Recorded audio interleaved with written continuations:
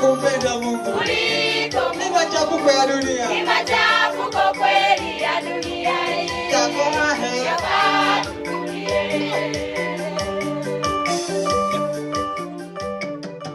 The WaGoGo culture is a very old culture. It is a pastoral culture that has its own music traditions that are very, very strong.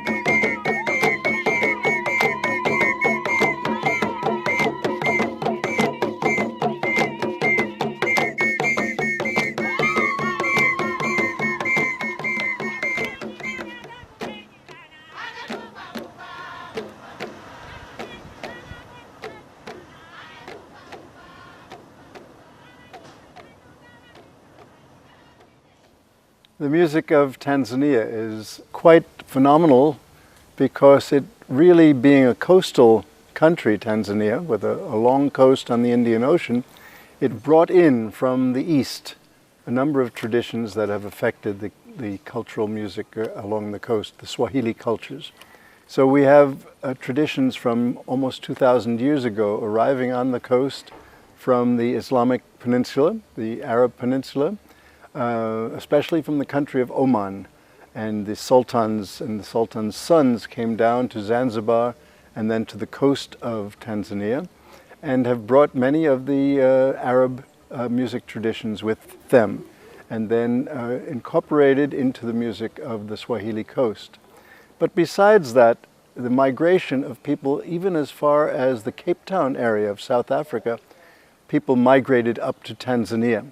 So that southern Tanzania has very many of the influences straight from the Zulu cultures of South Africa that migrated up. The mouthbow, for example, is an instrument that migrated about 2,000 miles all the way up from South Africa in through Malawi into southern Tanzania. And the cultures of the mountainous regions of southern Tanzania have traditions from this migration of people all the way, the Ngoni migration from all the way in the south.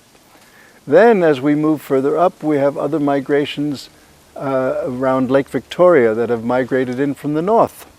For example, the traditions of lyres and harps that came from countries such as even Egypt, coming down through the Sudan, coming in through northern Tanzania and becoming part of cultures, for example, the Kuria culture on the eastern side of Lake Victoria. So it's a magnificent country of all these migrations of music traditions coming in. And of course, it is a country where Zanzibar, an island which is part of Tanzania, was the place where the slaves were taken to. So there were migrations of people from the western part of the country clear across to Zanzibar. And those traditions also migrated with the caravans of people.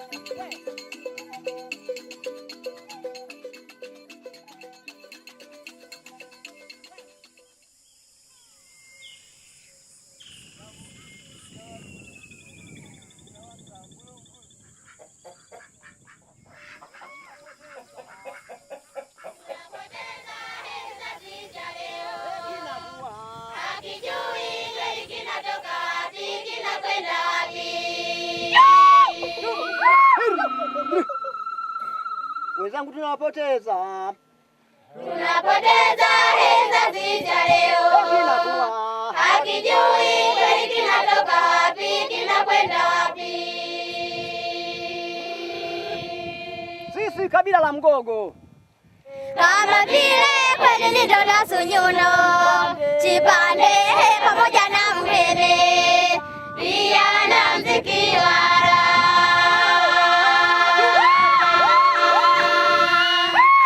sisi kabila la Mgogo, Sisi kabila la Mgogo, ngoma zetu tunazo, kama vile kweli ndio Nasunyuno, Chipande pamoja na Mhebe, pia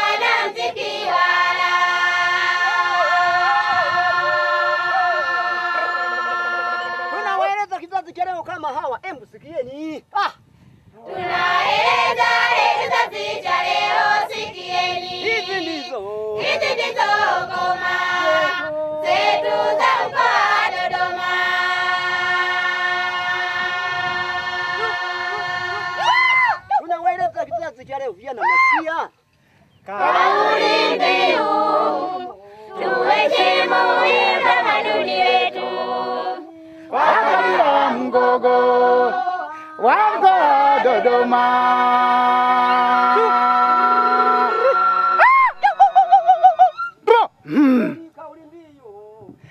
Kauli mbiu tuheshimu utamaduni wetu.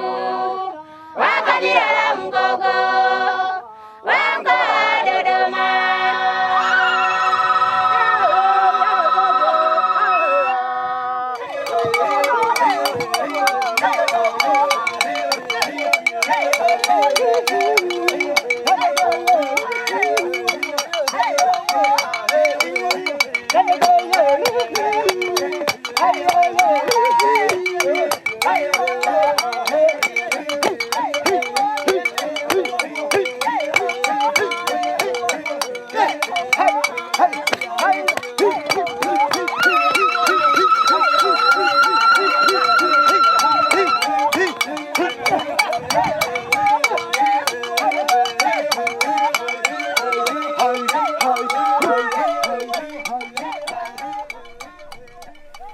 Many people in the country feel that this is one culture that is really renowned as the musical culture, one of the musical cultures of the country. And it has been exciting and has been pursued by scholars coming into the country quite often. Starting in the 1950s with Hugh Tracy coming up from South Africa, having a project of recording the music traditions of Eastern, Central and Southern Africa, and spending a lot of time with the WaGoGo. So we have wonderful recordings that Hugh Tracy made in 1950 of WaGoGo-MUSIC and many musical traditions within the WaGoGo. In 1960, 10 years after, a young scholar coming out from Austria met Tracy and asked for suggestions of what to record when he went into East Africa. And Hugh Tracy gave Gerhard Kubik, is the man I'm talking about, gave him the suggestion that the very musical tribe, the tribe that has many quality music traditions and exciting music traditions, was the WaGoGo. And Gerhard Kubik then, 10 years after Tracy, also did a remarkable amount of recordings that were published in those years. Coming to the present, in around year 2000, a go-go music student at the university named Kedman Mapana, he focused in his master's thesis to focus on one of the traditions within the WaGoGo called Muheme, the Muheme tradition of how it moved, how it transpired from a tradition that was used for a long time as music to accompany female circumcision. This is a type of music performed by female drummers. Drumming by females is not very common in Africa, and the WaGoGo are one of the strong groups that do drumming by females.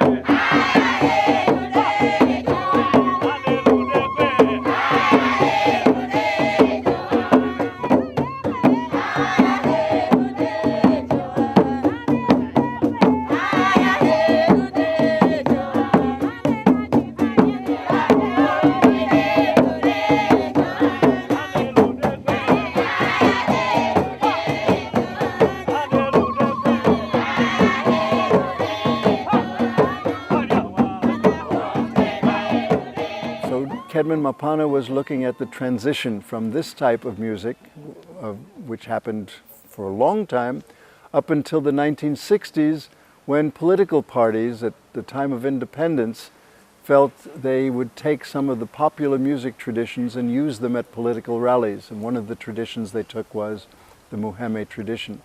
So this transition of a tradition that was very serious tradition used at circumcisions to a tradition that was more of an entertainment at political rallies. And then Mapana saw that it didn't stop there. About 10 years after that, it started to be used in the church. And so for the WaGoGo, we have this tradition from a female circumcision to a political rally to a church music. So we see how the changes of WaGoGo music are taking place, and they are becoming modernized or changed all the time. So it's a very living tradition.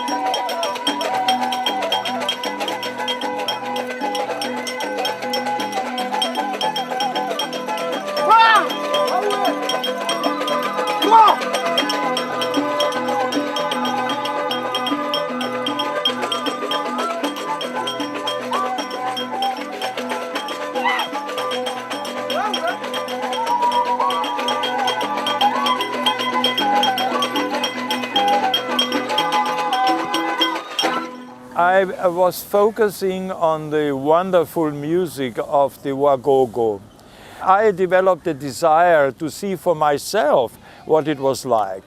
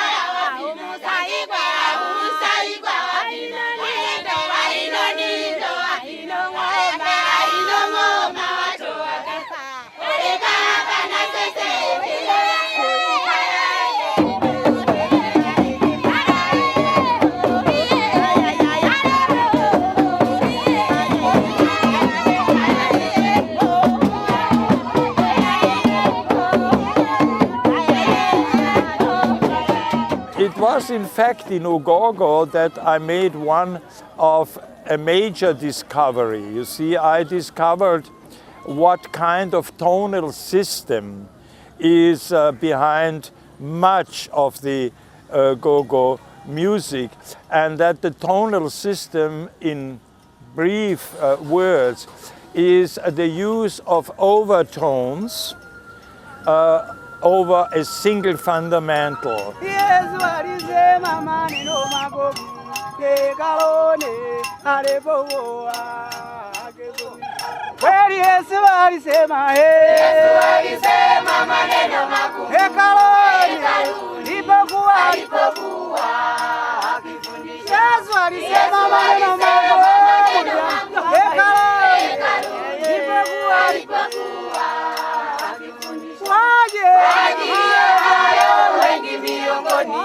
Wanafunzi wa Yesu wakarejea kurudi nyuma, kwa ajili ya hayo wengi ni baba yetu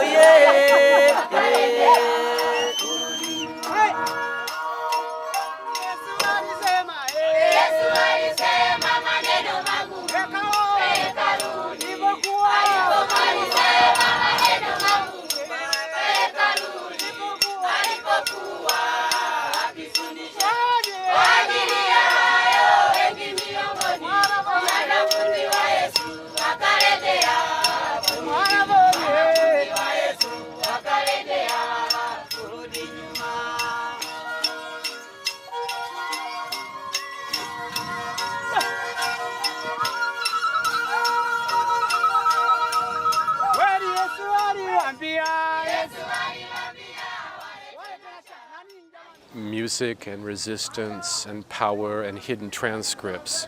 I mean, this is human nature to embed our songs with ambiguity, so that they can be read one way by one listener and one way by another listener. They can be read as something that's harmless and innocuous by someone in a position of power, but in fact that harmless and innocuous message might be so full of meaning and so full of local humor and sarcasm and resistance to the local ears that hear it, that it has a certain power in that regard. And in a nutshell, what we had was missionaries coming here in the 19th century and using hymn books, specifically Sankey's Hymns, which was a million-seller hymn book back in the 1890s, in lieu of even the Bible, because it was so much easier to use a hymn to teach the message of gospel. And so songs had a very direct impact in terms of missionizing in this place. These hymns were at first sung in their own languages, in German or in English. Soon they were translated, and in the process of translating these songs into local languages, you start to see the songs change. The melodies are changing to correspond with the language itself. And in some cases, the rhythms of the language begin to have some kind of influence in the original hymn itself. The bringing of mainstream doctrine to the point of accepting local idioms in terms of practice became a very crucial endeavor. And once that happened, things changed very, very quickly, to the point where today we just have all kinds of compositions that are in the local languages, with as much rhythmic variety and diversity as you could find in any village situation.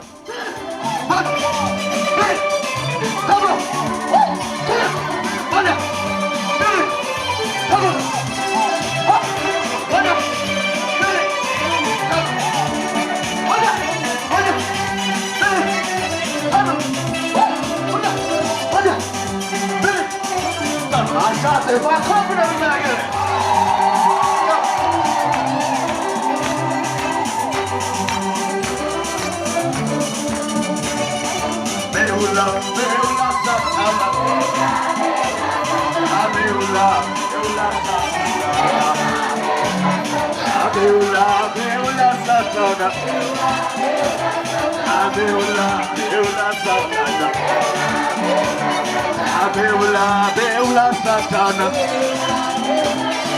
Beula, beula satana. Beula satana.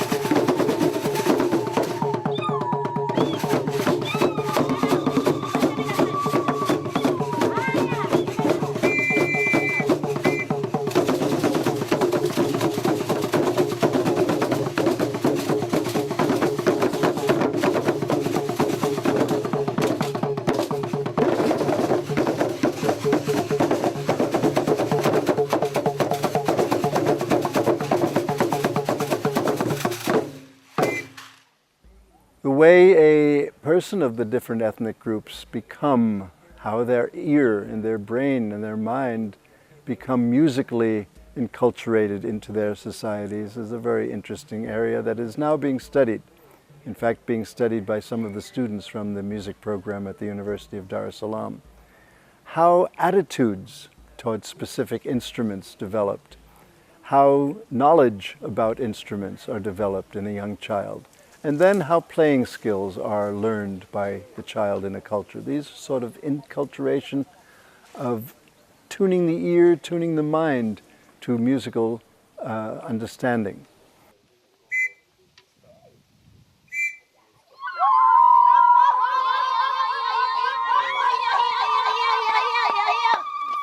Each event has the songs in it. You are talking about even the kids around you. So the kids are growing up participating, listening, observing, and that's how they pick. So you find themselves also doing, even without somebody teaching them how to do it.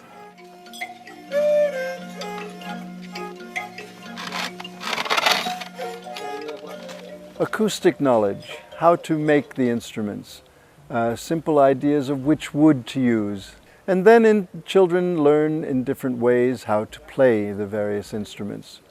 Do they learn through imitation? Do they attend rituals and have the opportunity to play at the rituals? Or are they specifically ascribed to a particular person to learn and to study closely?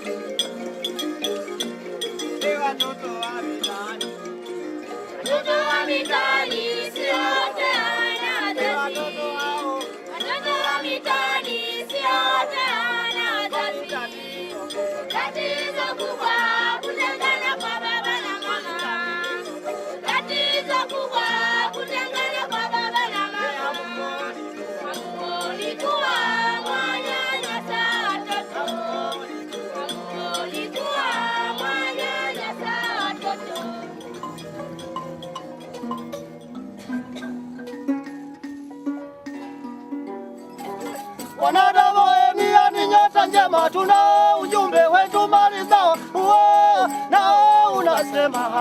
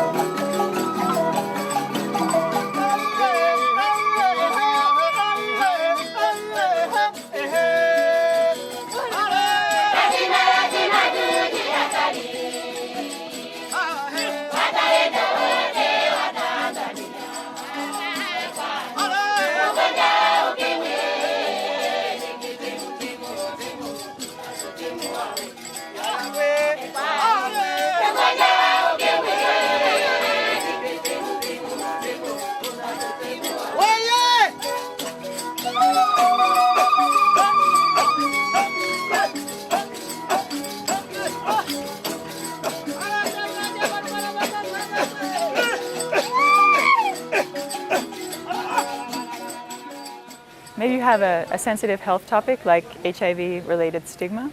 That's something that might not be easy to address in everyday conversation, just on the street. And I think that the context of a song, a musical performance, provides a useful medium to transmit these sensitive kinds of messages. They also offer another way to access a population that might not be able to read a brochure about the particular topic, and groups that may not understand English, even some residents whose Kiswahili comprehension may be limited. So by putting it through the medium of the song and in the local language of Chigogo, as well as in Swahili, you're able to access more people with these kinds of messages. And you also engage them, or encourage them to participate in the event, and they're more likely to take something away from that than if you're giving them a lecture in a classroom or something like that. So this participatory kind of communication and education.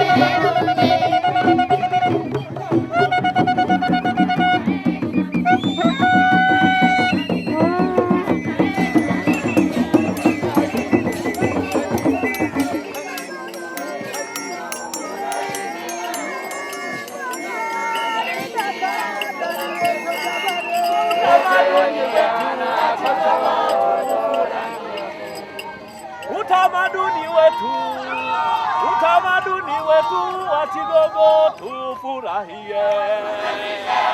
Ha! Ha! Utamaduni wetu wa Chigogo tufurahie. Go!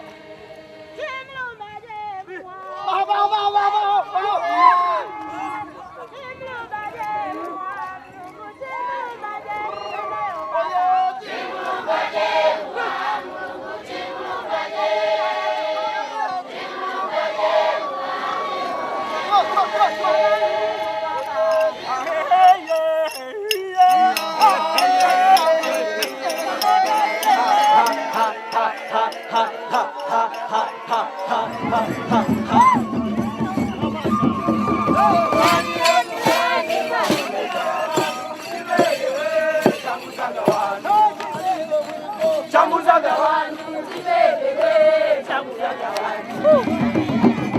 attended the festival last year and then this year also in 2012. And before attending the festival, I was really interested to see this music because I'd heard a lot about it and heard about the goals of the WaGoGo Festival, being to revitalize WaGoGo-MUSIC, and it's very much as a local initiative. So on the festival website, I believe they state that this festival is resisting the nationalist trend to create this pan-Tanzanian society and kind of revitalizing this local music. So when I attended the festival, I was surprised and interested to see that many of the songs were actually addressing national development themes, national health messages that are promoted at the national level and are encouraged by the Ministry of Health and NGOs in the country. So this was very interesting to me, seeing that the festival's goal was very much rooted in the local community. But looking deeper, you also see that the groups were also singing Christian songs. Many of the groups came out of the Anglican churches in the area and other churches.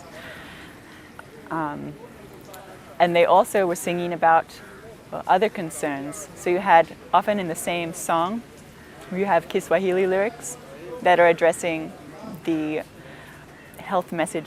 And then you have maybe WaGoGo lyrics that are addressing other issues and using less direct language. So a lot of metaphor and indirect kinds of messages directed to the local community about maybe family relationships or love or other kinds of issues that are relevant to people.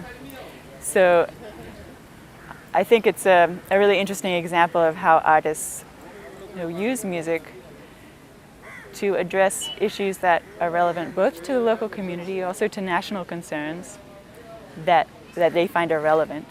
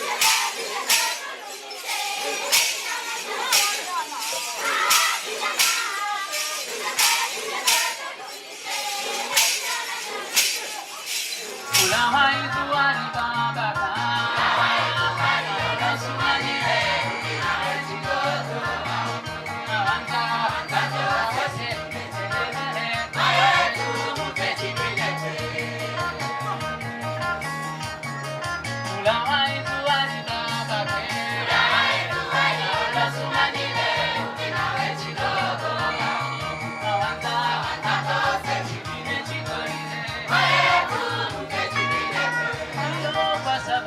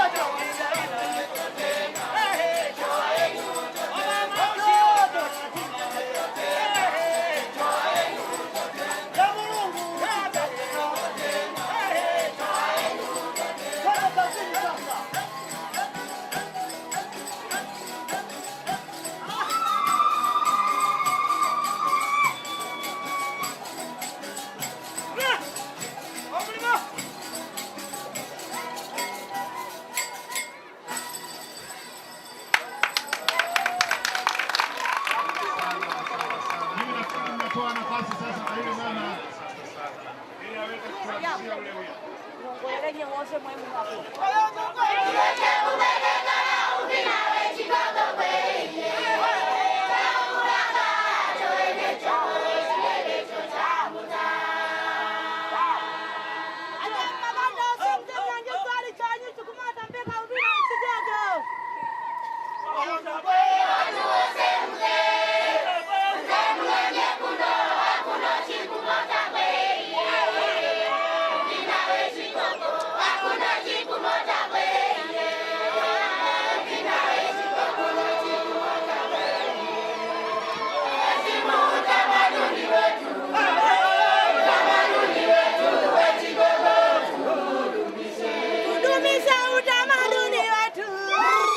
Utamaduni wetu wa Chicago tu furahi.